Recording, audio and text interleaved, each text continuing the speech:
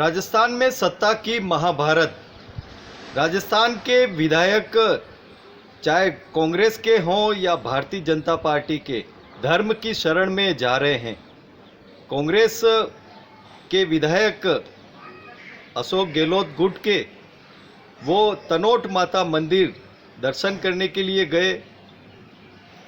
वहीं भारतीय जनता पार्टी के विधायक भी गुजरात दौरे पर हैं और मंदिरों की शरण में जा रहे हैं, भगवान की शरण में जा रहे हैं। कौन कहां जा रहा है, क्या कह रहा है, देखिए हमारे साथ ये खास पेशकश। कांग्रेस के बाद अब भाजपा विधायक तीर्थ यात्रा पर हैं। आप देख रहे हैं ये नज़ारा बेणेश्वर धाम का है और यहाँ पर भाजपा के विधायकों का बेणेश्वर धाम के महंत अच्युतानंद जी द्वारा आशीर्वाद प्रदान किया जा रहा है। जो कोई भी तीर्थ स्थान पर आता है, चाहे वो किसी भी पार्टी का हो, उन्हें प्रेम भाव व आदर सम्मान मिलता है, आशीर्वाद मिलता है। पहले भारतीय जनता पार्टी कांग्रेस विधायकों पर और पार्टी पर आरोप लगा रही थी कि उनके विधायक होटलों में बंद हैं और बाड़ेबंदी में हैं, लेकिन साफ नज़ारा दिखाई दे रहा है भारतीय जनता पार्टी के विधायक भी अब तीर्थाटन पर हैं। वे गुजरात की सैर कर रहे हैं और मंदिरों के दर्शन कर रहे हैं। क्या कहना है मुख्यमंत्री अशोक गहलोत का? दूसरा जो आप देख रहे हो कि जो अब बीजेपी के विधायक बाड़ेबंदी में जा रहे हैं, तो इनकी पोल खुल गई है। आप सोच सकते हो कि सरकार में तो हम लोग हैं, हॉर्स ट्रेडिंग हो रही थी, इसलिए हम लोगों ने आप देखा किस प्रकार विधायकों को हमें एक साथ रुकना पड़ा। पर बीजेपी के विधायकों को किस बात की चिंता है, वो लोग बाड़ेबंदी कर रहे हैं 3-4 जगह पर, वो भी चुन चुन करके। उनमें इतनी बड़ी फूट पड़ गई दिखती है मुझे।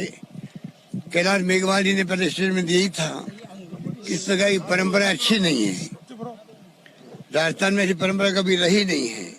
और सबको मालूम है कि मैं बार बार कहता हूँ कि 2-3 बार पहले अटेम्प्ट हुए थे भैरव सिंह शेखावत साहब के वक्त में, तब मैंने विरोध किया था प्रदेश कांग्रेस कमेटी अध्यक्ष की हैसियत से। केंद्रीय मंत्री था मैं, चाहे नरसिम्हा राव जी थे प्राइम मिनिस्टर, तब भी विरोध किया। बलिराम भगत जी थे राजस्थान के अंदर राज्यपाल, मैं उनसे आगे मिला। ये परंपराएं राजस्थान में नहीं होनी चाहिए, सरकार टॉपलिंग करने की षड्यंत्र करके। बीजेपी के जो स्थानीय नेता बड़े बड़े दावे कर रहे थे, पर आज और कल उनकी पोल खुल गई जब वो चार्ट प्लेन कर रहे हैं, विधायकों को भेज रहे हैं और बाड़ेबंदी करवा रहे हैं। तो मैं कहना चाहूंगा कि ये परंपराएं जो डाल रहे हैं, ये डेमोक्रेसी के लिए खतरे हैं। बार बार मैं कहता हूं कि हमारी लड़ाई जो है, ये खाली सरकार को अस्थिर करने का षड्यंत्र जो इनका है, उसके खिलाफ जो संघर्ष है और विजय हमारी होगी, क्योंकि प्रदेशवासी हमारे साथ हैं। पूरे प्रदेश के घर घर के अंदर चर्चाएं हैं, ये बीजेपी ने तमाशा किया क्यों है। सरकार अच्छा काम कर रही थी, कोरोना को लेकर एक्स्ट्रा ऑर्डिनरी काम किया, देश में दुनिया में तारीफ हो रही थी राजस्थान की। जहाँ जीवन बचाने का संघर्ष हो, वहाँ राजनीति पीछे हो जाती है। दुर्भाग्य से जीवन बचाने के संघर्ष के अंदर भी, आजीविका बचाने के संघर्ष के बावजूद भी, उस वक्त भी इनको सरकारें टॉपल करने के लिए षड्यंत्र करने का टाइम मिल जाता है। तो आप सोच सकते हो गवर्नेंस में इनकी कितनी रुचि होगी, शासन करने में इनकी कितनी रुचि होगी, आप सोच सकते हो। दुर्भाग्य है देश का कि ऐसे लोग सत्ता में बैठे हुए हैं। मैंने प्रधानमंत्री से बात करी खुद ने, अमित शाह जी का मालूम है कि उसका रवैया क्या रहता है, टारगेट गिराने के सरकार का।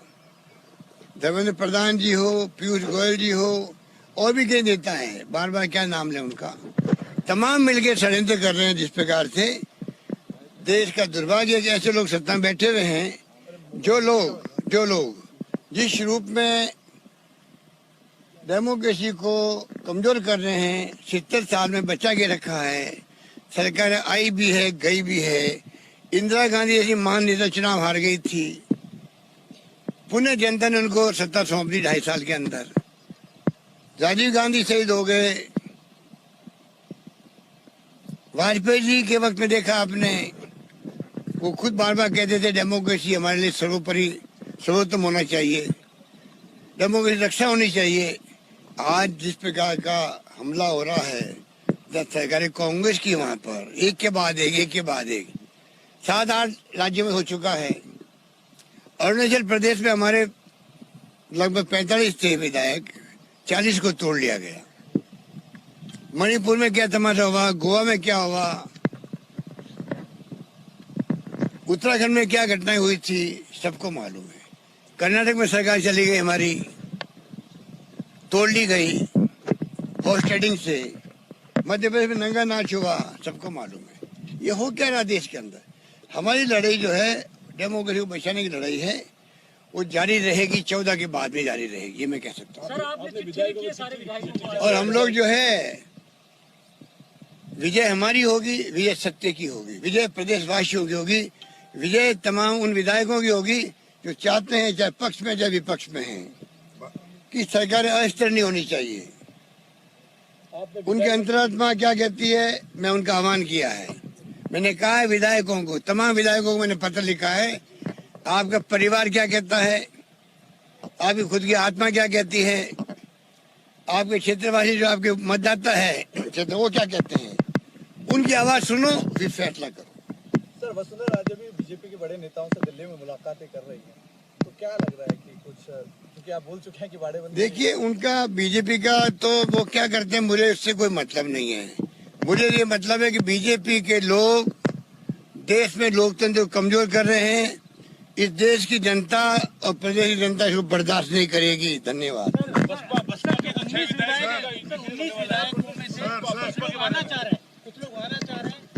आप देखेंगे 19 विधायक है, जिस रूप में खबरें आ रही है वो चिंताजनक खबरें हैं। जिस प्रकार बाड़ेबंदी करी गई, उनकी बाड़ेबंदी की गई है, बाउंसर लगा करके 200 लोग खड़े वहां पर, मिलने दिया नहीं जा रहा किसी को भी। उनके परिवार के लोग जाते हैं। हमारे पहले एसओजी वाले गए थे, एसीबी वाले गए थे। कानून अपना काम करता है, कम से कम उनसे बातचीत तो करें। वो लोग गए थे, खाली बातचीत करने गए थे। एसओजी को नोटिस दिए गए थे, वो बातचीत के लिए दिए गए थे। पर ऐसा फैलाया गया जैसे कि राजद्रोह का मुकदमा दर्ज हो गया हो नेताओं पर। अरे भाई, मुझे भी नोटिस मिला, सबको मिले थे कि भाई ये जो मामला चल रहा है उसमें आपका कहना क्या है। खाली बयान देने के लिए सिंपल नोटिस था, उसको ऐसा प्रोजेक्ट किया गया नेताओं द्वारा जैसे हम सबको राजद्रोही बना करके, देखिए हमारे खिलाफ में एसओजी मुकदमा दर्ज करा दिया गया, जबकि ऐसी कोई बात थी नहीं। इसलिए जानबूझ करके जो ये बातें की जा रही है, ये दुर्भाग्यपूर्ण है। जनता ने बड़े विश्वास के साथ में सत्ता सौंपी है कांग्रेस को। राहुल गांधी जी ने दौरे किए थे, वादे किए थे जनता से, मैनिफेस्टो में हमने उन सब वादों को लिया है। हम चाहते हैं कि वादों को निभाने के लिए राज्य ये कर दें, लगे हुए हम लोग। हालांकि कोविड के कारण से जो लॉकडाउन हुआ उसे रेवेन्यू कम हो गई, केंद्र की भी राज्यों की भी, उसका अलग संघर्ष हम लोग कर रहे हैं। और दुर्भाग्य उसके बाद में अगर ये घटना होगी सरकार अस्थिर करने की, आप सोच सकते हो कि क्या इम्पैक्ट पड़ेगा पब्लिक पर। घर घर के अंदर आज गुस्सा है इस बीजेपी के नेताओं के लिए, उन नेताओं के लिए जो हमारी पार्टी के थे और चले गए। घर घर में गुस्सा है राजस्थान के अंदर। मैं समझता हूँ कि वो खुद समझ रहे होंगे, अधिकांश लोग वापस आ जाएंगे हमारे साथ में। राजद्रोह की सर आपने धारा लगाई थी, फिर वापस ले ली गई। राजद्रोह की धारा के बारे में वो अपना काम करे। अगर मान लो धाराएं वापस ली गई है या लगाई गई थी या नहीं लगाई गई थी, अभी आप खुद अखबार में देख रहे हैं, मीडिया में देख रहे हैं, मुकदमा दर्ज हुआ किस रूप में हुआ, पी हुई है कि मुकदमा दर्ज हुआ, ये एसओजी वाले बताएंगे आपको, एसीबी वाले बताएंगे। कानून अपना काम करता है, हम कोई इंटरव्यू नहीं करते हैं। परसों खबर चला दी गई विधायकों के टेलीफोन टेप हो रहे हैं। अब इससे घटिया खबर क्या हो सकती है। और बड़े बड़े मीडिया के लोगों ने भी नेशनल चैनल खूब चलाया उसको। एक भी विधायक का चाहे एमएलए हो चाहे एमपी हो, किसी का भी कोई टेलीफोन टैप करने का सवाल ही पैदा नहीं होता है। सरकार कर भी नहीं सकती, ना करना चाहिए। हमारा खुद का कमिटमेंट है कि कभी नहीं करना चाहिए, तो हमारी गवर्नमेंट कैसे कर सकती है? ऐसा मीडिया में, सोशल मीडिया में चलाया गया जैसे कि पता नहीं हमारे खुद के विधायकों को विश्वास नहीं हो। ये जो ये षड्यंत्र के पार्ट है। षड्यंत्र के पार्ट में जो लोग शामिल हैं, चाहे कुछ मीडिया के साथी हो, चाहे ऐसे लोगों के दोस्त हो जो कि षड्यंत्र कर रहे हैं, ये सब मिल करके जनता को गुमराह करने का काम कर रहे हैं। कोई कंपनी काम करी मानसरोवर के अंदर, कंपनी रिपोर्ट दे रही है सरकार को और विधायकों के टेलीफोन टैप हो रहे हैं। बताइए आप, ना कोई कंपनी है ना हमें कोई जानकारी है, फिर भी ऐसी खबर चल पड़ती मीडिया के अंदर, सोशल मीडिया के अंदर। ये दुर्भाग्यपूर्ण बात है। सर 11 और 14 तारीख सरकार के लिए महत्वपूर्ण है। 11 तारीख क्योंकि कोर्ट का डिसीजन आने वाला है, और विजय हमारी होगी, अंतिम विजय सरकार की होगी। सरकार पूरे 5 साल निकालेगी, जम के सेवा करेगी। जनता अपेक्षा करती है, आशा करती है, उसको मैं पूरा करूंगा। हम तो भारतीय जनता पार्टी के हैं, भारतीय जनता पार्टी में रहेंगे। और भारतीय जनता पार्टी में ऐसी कहीं कोई गुटबाजी नहीं। गुटबाजी तो कांग्रेस में है, 2 धड़ में कांग्रेस बटी हुई है, और उनके झगड़े को लेकर के पूरे राजस्थान में त्राहीमाम हो रही है। और उनके झगड़े को लेकर के वो भारतीय जनता पार्टी के ऊपर अनावश्यक रूप से आरोप मढ़ने का जो कांग्रेस अपना अभियान चला रही है, वो बिल्कुल जनता के सामने, और जनता इस चीज़ों को सब समझती है।